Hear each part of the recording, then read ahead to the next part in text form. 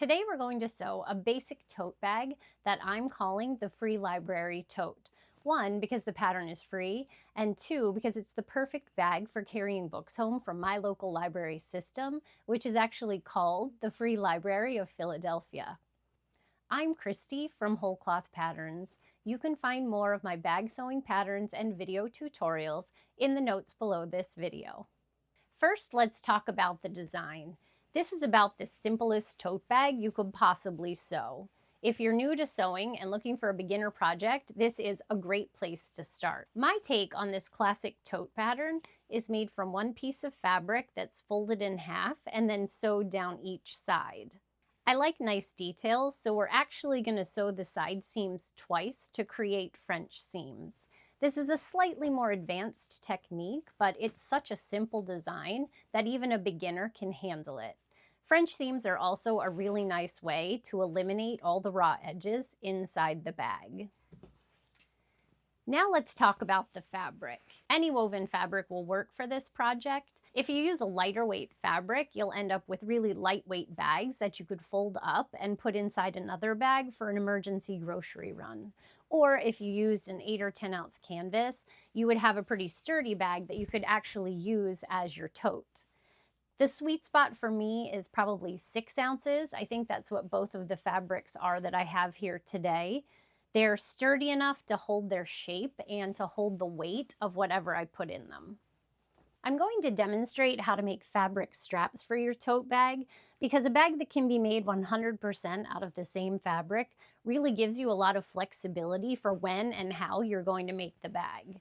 If you're looking for a faster, simpler project, you could also substitute 1-inch cotton webbing for the fabric straps. I go over the sizes of the fabric pieces that you need in the tutorial, but I'll also put them in the notes below the video, along with my preferred sources for the tools and supplies. Now, let's get started. I'm starting with my fabric pieces already cut out. You'll need one rectangle that is 16 inches by 35 inches for the body of the bag, and two rectangles that are 4 inches by 28 inches for the straps. If you're substituting the 1-inch cotton webbing for the straps, you'll need two pieces that are each 28 inches long. These dimensions and their metric conversions are all in the notes below the video. You'll also need matching thread, some pins, a ruler, an iron, and of course your sewing machine. I'm sewing my tote on a Singer heavy-duty sewing machine. It's a common beginner machine, so I thought it was a fitting tool to test out making this beginner-friendly tote bag. Now we're ready to construct the straps. First, I'm going to fold my strap in half so that the wrong sides are together, and I'm going to align the raw edges, and then I'm going to press this crease into my fabric. Open your fabric strip back up, and then we're going to make another fold toward the wrong side so that the raw edge is just shy of that center crease. And then we'll press this crease into the fabric without disturbing the one that we just made down the middle.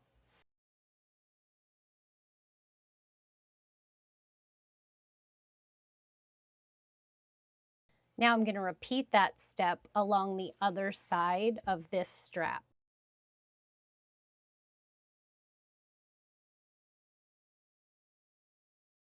Now I'm going to fold it all back up along the creases that we made and give it another press to really set them in place.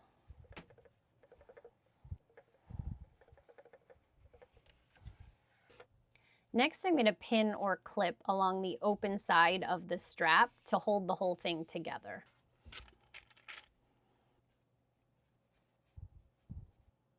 Now I'm going to sew along the length of each side of my strap, about 1/8 of an inch from each edge.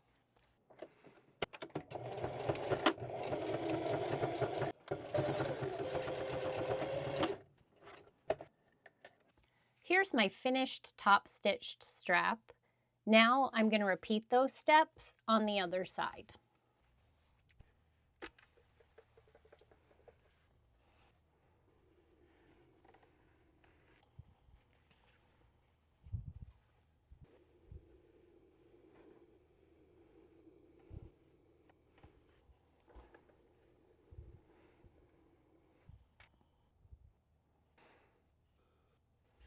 Both straps are finished. I'm just going to give them a final press before we move on to the body of the bag.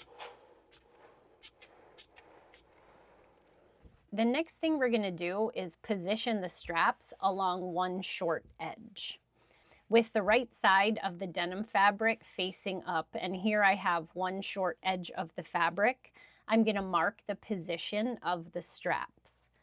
I'm just going to measure 4.5 inches in on each side, and I'm going to mark that position along this short edge with a pin.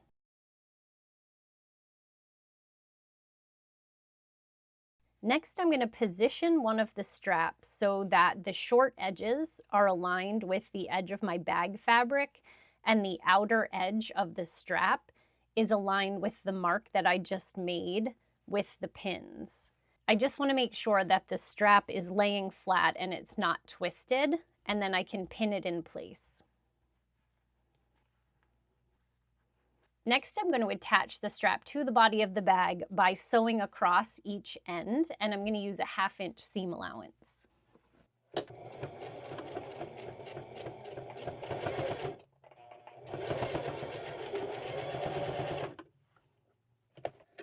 Each end of the strap is attached. I'm going to turn the bag over so the wrong side is facing up. I'm going to press the handle away from the body of the bag, and then I'll continue that 1/2 inch fold along this whole top edge.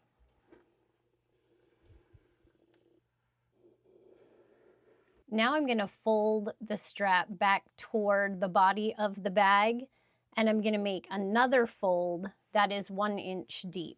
And I'm going to go ahead and press the fold into the edge of my bag.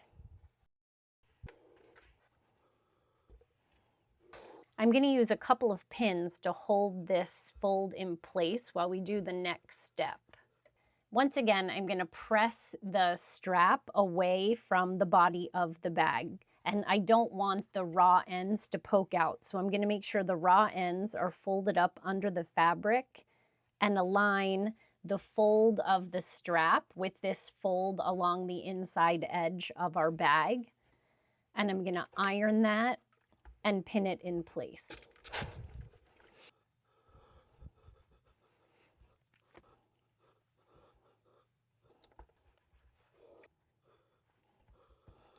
Next, I'm going to top stitch along this lower fold, and I'm going to go over each strap end as I sew.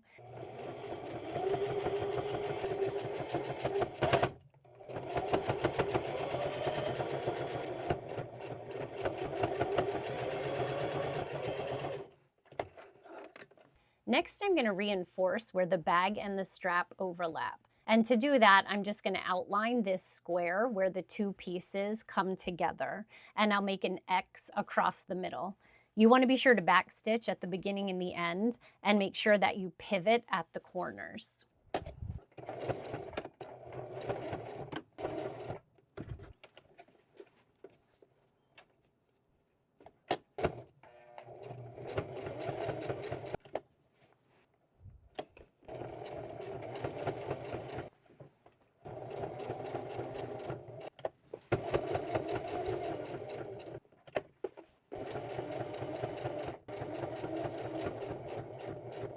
Both sides of my strap are fully attached.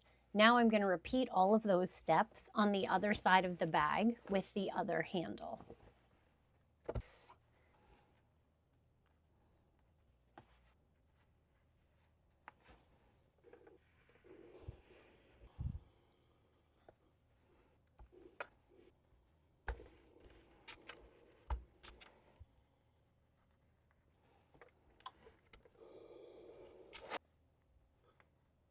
Now that my straps are attached, I'm ready to sew my side seams. So I have the bag folded in half with the wrong sides together, and I'm going to align this top open edge and both of the raw sides, and then I'm going to pin along each side.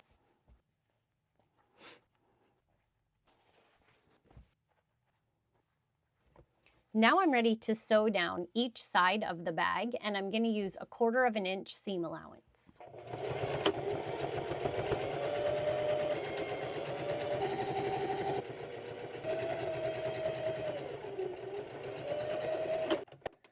If you feel like your seam allowance is a little bit fatter than 1/4 of an inch, you can trim them down now. You want to make sure you have no more than 1/4 of an inch from the line of stitching to the edge of your fabric. And I'm using a fabric that kind of frays a lot, so I'm going to go ahead and clean up those frays so they don't show on the outside of my finished bag.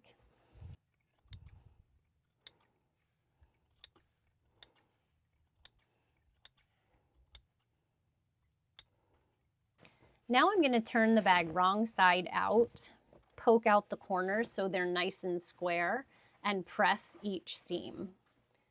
I'm going to use the end of a knitting needle to very gently press a sharper corner in the bottom of the bag.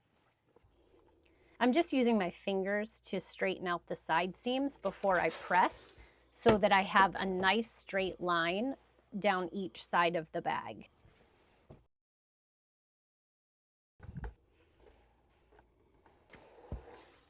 I'm just putting a couple of pins down each side to hold all the layers together when we sew our final seam.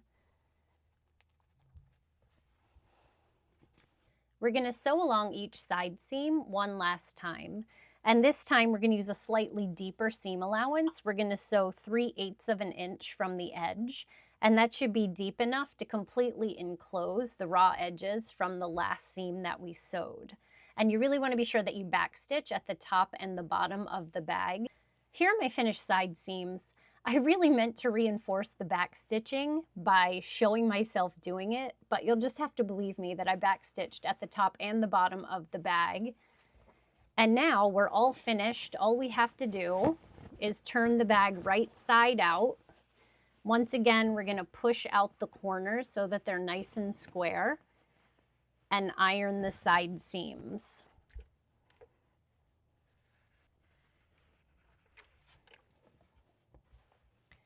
And here's our finished free library tote from Wholecloth Patterns. Thanks for sewing along with me today. I would love to see what you've made. You can tag Wholecloth on Instagram to share your free library tote. And click subscribe for more bag sewing patterns and sewing tutorials on the Wholecloth Patterns sewing channel.